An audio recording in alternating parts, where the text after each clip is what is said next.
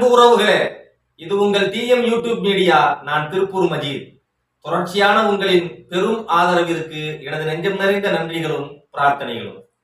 புதிதாக பார்க்கக்கூடிய உறவுகள் சேனலை சப்போர்ட் பண்ணுங்க, சப்ஸ்கிரைப் பண்ணுங்க. விக்கிரவாண்டியில் சுக்குநூறாகி போன பிரச்சாரங்கள், பிம்பங்கள், அதை பற்றிய காணொலியை தான் இன்றைய தொகுப்புல பார்க்க போறோம். வாங்க காணொலியின் கருத்திற்குள் செல்வோம். உறவுகளே, விக்கிரவாண்டியினுடைய அந்த இடைத்தேர்தல் முடிவுகள் வந்து கொண்டிருக்கிற தருணத்துலதான் இந்த காணொலியை நான் பதிவிட்டு இருக்கேன். இந்த நேரத்திலேயே கிட்டத்தட்ட 50,000 வாக்குகளை தாண்டி திராவிட முன்னேற்ற கழகத்தினுடைய வேட்பாளர் முன்னிலையில் இருக்கிறதாக தகவல் வந்துட்டு இருக்கு. எதிர்த்தரப்பு முகாம்கள் சுக்குநூறாகி சின்ன பின்னமாக்கப்பட்டிருக்கிறார்கள். அதாவது அனைவருமே கிட்டத்தட்ட 30,000 வாக்குகள் வித்தியாசத்தில் பின்தங்கி இருக்கிறார்கள். அதை விட ரொம்ப முக்கியமான விஷயம் என்னன்னு கேட்டீங்கன்னா, என்ன பேச்சுடா பேசுனீங்க அப்படின்னு பேசுற அளவுக்கு பேசின நாம் தமிழர் கட்சி எந்த நிலைக்கு தள்ளப்பட்டிருக்குன்னா, இப்ப வரைக்கும் டெபாசிட்டை காலி பண்ணி விட்டுருக்காங்க அந்த மக்கள். இந்த விக்கிரவாண்டி இடைத்தேர்தலை பொறுத்த வரைக்கும் நாம கவலைப்படுற விஷயம், நம்ம அடிக்கடி இதற்கு முந்தின தொகுப்புகள் எல்லாம் காணொலியில எல்லாம் ஒரு விஷயத்தை பதிவு செஞ்சுக்கிட்டே வந்தோம். எதிர்த்தரப்புல இருக்கக்கூடிய அண்ணா திராவிட முன்னேற்ற கழகத்தை எடப்பாடியார் அவர்கள் வளர்த்து கொண்டு வருகிறார். திராவிட முன்னேற்ற கழகத்திற்கு எதிரான நிகரான ஒரு எதிர்கட்சியாக அண்ணா திராவிட முன்னேற்ற கழகத்தை எடப்பாடி பழனிசாமி வளர்த்துட்டு வந்துட்டாரு, காப்பாத்திட்டு வந்துட்டாருலாம் நம்ம நிறைய காணொலிகளை போட்டோம். இந்த விக்கிரவாண்டி இடைத்தேர்தல்ல நம்ம கவலைப்பட வேண்டிய விஷயம், வேதனைக்குரிய விஷயம், எதிர்கட்சி தலைவராக இருக்கக்கூடிய எதிர்கட்சி முகாம்ல இருக்கக்கூடிய அதிமுக பங்கேற்காதது உண்மையிலேயே நமக்கு வருத்தம். இந்த தேர்தல்ல தேர்தல் முடிவு எப்படி இருந்தாலும் எடப்பாடியார் இதுல களம் கண்டிருக்கணும், அவருடைய பலத்தை நிரூபிச்சிருக்கணும், அவர் ஒரு எதிர்கட்சியா செயல்பட்டு இருக்கணும். ஆனா அதிமுக அதை தவற விட்டுருக்குங்கிறது நமக்கு ஒரு பெரிய வருத்தம்.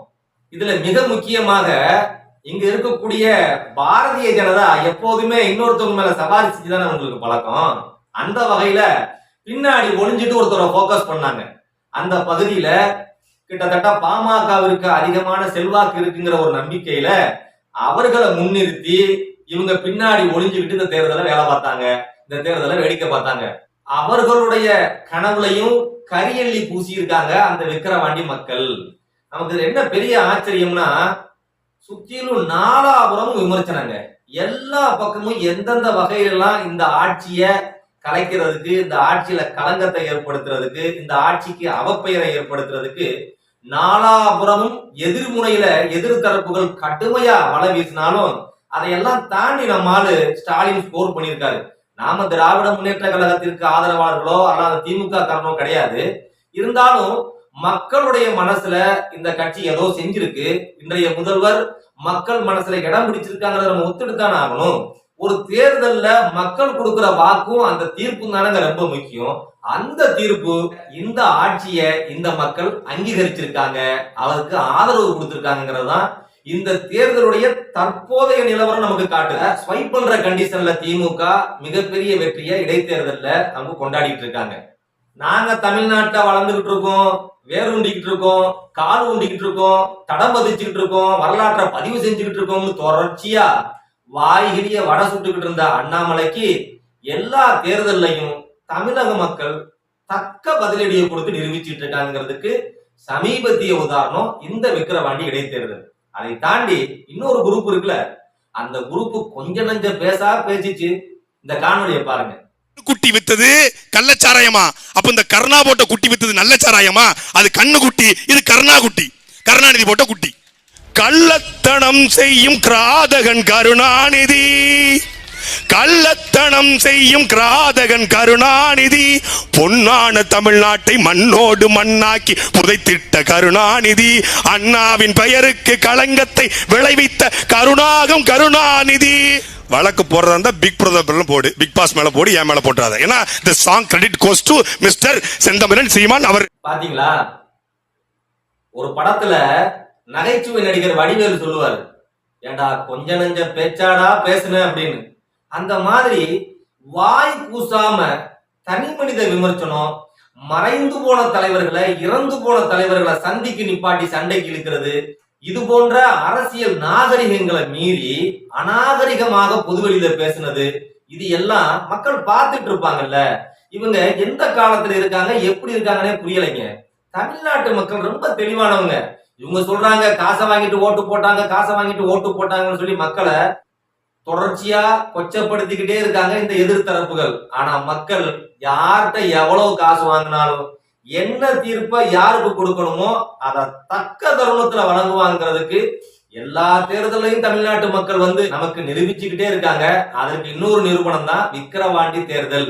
இப்பயாவது அரசியலை அநாகரிகமா நடத்துறவங்க, பொது வெளியில தனி மனித விமர்சனத்தை தரக்குறைவா வைக்கிறவங்க, இறந்து போனவங்களை கேவலமா பேசுறது, இதையெல்லாம் நிறுத்தணும்.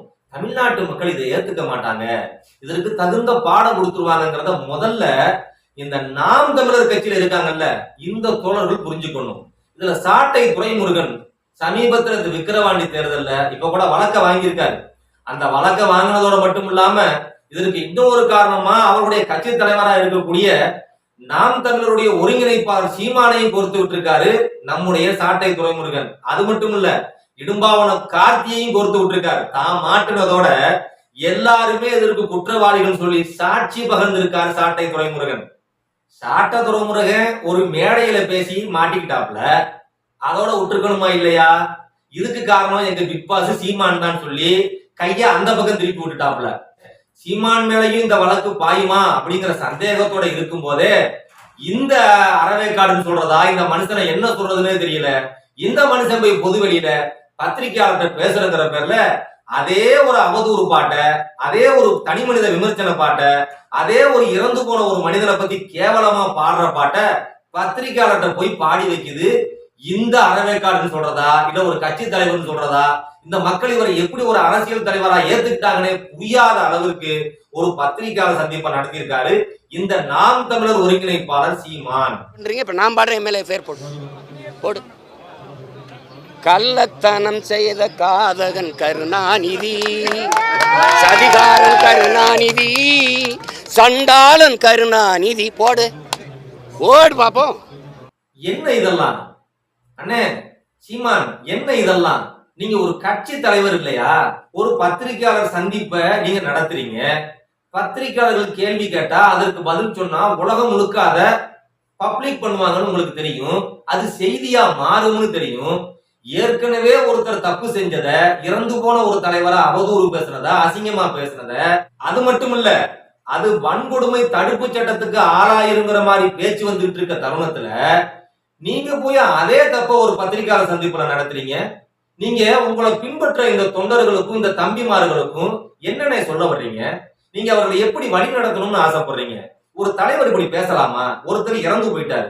எங்களுக்கு கருணாநிதி மேல, கலைஞர் மேல, ஸ்டாலின் மேல, திமுக மேல மாறுபட்ட கருத்து இருந்தாலும், விமர்சனம் இருந்தாலும், அரசியல் நாகரிகம் ஒண்ணு இருக்கா இல்லையா? அதை நீங்க காப்பாத்தணும்ல. லட்சக்கணக்கான இளைஞர்களை தன் பக்கம் ஈர்த்து வச்சிருக்கேன்னு சொல்றீங்க. அப்ப அந்த இளைஞர்களுக்கு நீங்க எந்த அரசியலை கத்துக் கொடுக்குறீங்க? ஒரு நாகரிக அரசியலை கத்துக் கொடுக்க வேண்டாமா? அவர்கள் மீது கருத்தியல் சார்ந்த விமர்சனம் வைங்க. அவர்கள் செய்யக்கூடிய குற்றங்களை மக்களுக்கு வெளிப்படுத்துங்க.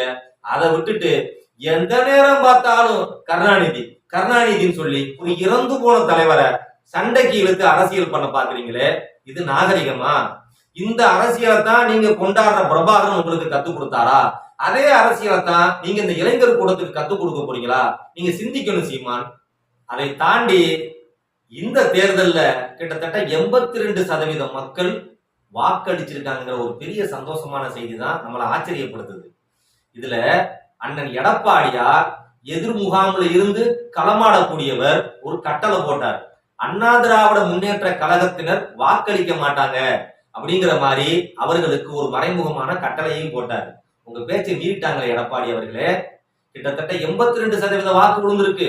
உங்க கட்சிக்காரங்களும் வேற வழியே இல்லாம திமுகவிற்கு வாக்களித்திருக்கிறார்கள், திராவிட முன்னேற்ற கழகத்திற்கு வாக்களித்திருக்கிறார்கள், இந்த ஆட்சியை ஆதரித்து வாக்களித்திருக்கிறார்கள். உங்களுடைய வாய்ப்பை நீங்க இழந்திருக்கீங்க. நீங்க களமாட வேண்டிய களத்தை நீங்க தொலைச்சு தலைமுறை இருக்கீங்க. அதற்கு ஒரு பெரிய உதாரணம், உங்க கட்சிக்காரவங்க எல்லாருமே கிட்டத்தட்ட திமுகவுக்கு வாக்களிச்சிருக்காங்க. எதிர்த்தரப்புல இருந்த 2 பேருக்கு தகுந்த பாடம் கொடுத்திருக்காங்க. நீங்க நின்றுருந்தீங்கன்னா மீண்டும் உங்களை எதிர்த்தரப்பு முகாம்ல வலுவான எதிர்க்கட்சியாக அங்கீகரிச்சிருப்பாங்க. அதையும் நீங்கள் இழந்திருக்கிறீர்கள் என்பதுதான் நமக்கு வருத்தமான செய்தி. விக்கிரவாண்டியினுடைய இந்த இடைத்தேர்தல் 3 விடயங்களை தெள்ளத் தெளிவாக இந்த மக்களுக்கு, இந்த ஆட்சியாளர்களுக்கு, அரசுகளுக்கு உணர்த்தி இருக்கிறது. ஒன்று, உங்களுடைய கருத்தியல் சாராத கூட்டணி, எதிரெதிர் முனையில் இருந்து அரசியல் செய்பவர்கள் சந்தர்ப்பவாத கூட்டணி செய்தால் நாங்கள் ஏற்றுக்கொள்ள மாட்டோம், அங்கீகரிக்க மாட்டோம், உங்களுக்கு வாக்களிக்க மாட்டோம் என்ற ஒரு செய்தியை இந்த மக்கள் தெளிவாக தந்திருக்கிறார்கள். இரண்டாவது, எதிர்த்தரப்பில் இருக்கக்கூடியவர்கள் வலுவாக நின்று நீங்கள் களமாடி இருந்தால் உங்களை எதிர்த்தரப்பில் வலிமை மிக்க எதிர்கட்சியாக ஆக்கியிருப்போம். நீங்கள் அதை இழந்திருக்கிறீர்கள். எனவே எங்களுடைய வாக்கும் ஆளுங்கட்சிக்கு தான் என்பதை இரண்டாவது விடயமாக கூறியிருக்கிறார்கள். மூன்றாவது, ஆளுங்கட்சியாக இருந்தாலும் சரி, எதிர்த்தரப்பாக இருந்தாலும் சரி, மக்களுக்கு நீங்கள் நன்மை செய்யும் பட்சத்தில் உங்களுக்கு எங்களுடைய ஆதரவு உறுதியாக இருக்கும் என்பதை இந்த இடைத்தேர்தலில் 82 விழுக்காடு வாக்களித்து உறுதி செய்திருக்கிறார்கள் விக்கிரவாண்டியுடைய தொகுதி மக்கள். எனவே அரசியல் கட்சிகள், இயக்கங்கள், கட்சி தலைவர்கள் மக்களின் கருத்தை கருத்தில் கொண்டு கலந்து ஆலோசித்து களமாடுங்கள். நன்றி. மீண்டும் அடுத்த காணொளியில் சந்திப்போம்.